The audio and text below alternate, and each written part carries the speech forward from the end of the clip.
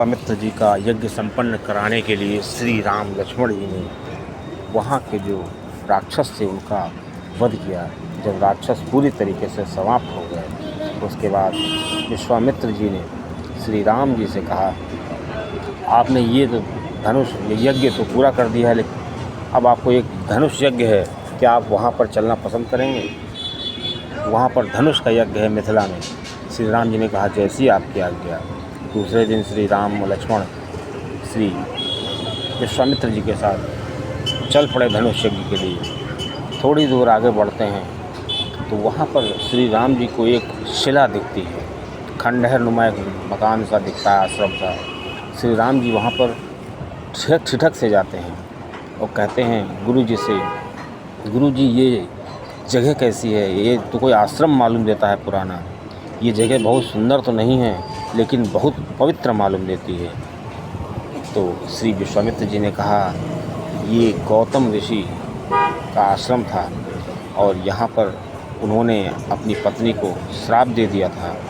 और ये जो टीला देख रहे हो, ये टीला जो है उनकी पत्नी का, उन्होंने श्राप दिया था। उनकी पत्नी जो है वो स्त्री बन गई थी। स्त्री मतलब स्त्री थी, वो पत्थर बन गई थी।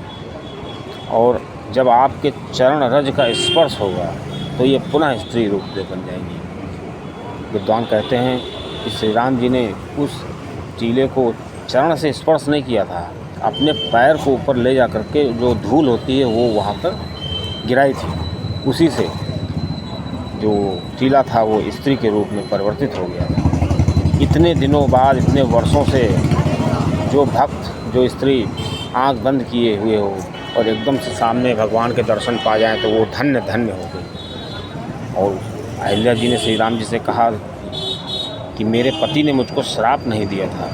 ये लोग कहते हैं लेकिन ऐसा सच नहीं है। मेरे पति ने मुझको मोक्ष प्राप्त करने के लिए ऐसा किया था कि जब हम ऐसा करेंगे तो आपके मुझे दर्शन होंगे और मुझे मोक्ष की प्राप्त हो जाएगी और मुझे जीवन में कुछ नहीं चाहिए, बस आपके चरणों के दर्शन होते रहें। उसके बाद श्री राम जी अहिल्या जी को गति प्रदान करने के बाद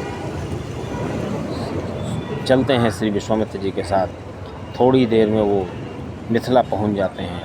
मिथिला में जब श्री जनक जी को पता चलता है कि चक्रवर्ती सम्राट के पुत्र हमारे राज्य में आए हैं तो उनके अंदर खलबली मच जाती है। वो सोचते हैं इतने बड़े सम्राट के पुत्रों को निवास करने के लिए, रहने के लिए कोई अच्छा स्थान प्रदान करना चाहिए।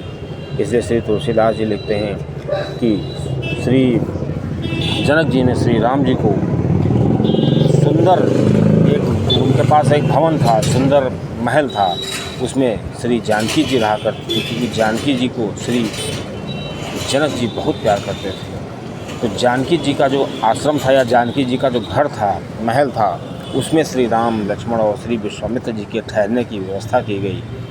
जनक जी ने श्री जानकी जी से अनुमति मांगी, कहा कि मेरे कुछ विशिष्ट मेहमान आए हैं, क्या मैं उनको आपके महल में रोक सकता हूँ? जानकी जी ने हामी भरी और जनक जी ने जानकी जी से कहा कि आप कुछ दिन के लिए अपनी माता के महल में भी रह सकती हैं। इस प्रकार श्री राम, लक्ष्मण और श्री विश्वामित्र जी उस महल में रहे। लेकिन विश्वामित्र जी अपने विश्राम में लगे हुए थे। जब वो सायं को जागे तो उन्होंने कथा आरंभ की, बातें करने लगे सत्संग की, लेकिन श्री लक्ष्मण जी का वहाँ पे मन नहीं लग रहा था। श्री तुलसीदास जी लिखते हैं, लखन हृदय लाल सा विशेषी, जाय जनकपुर आयो देखी।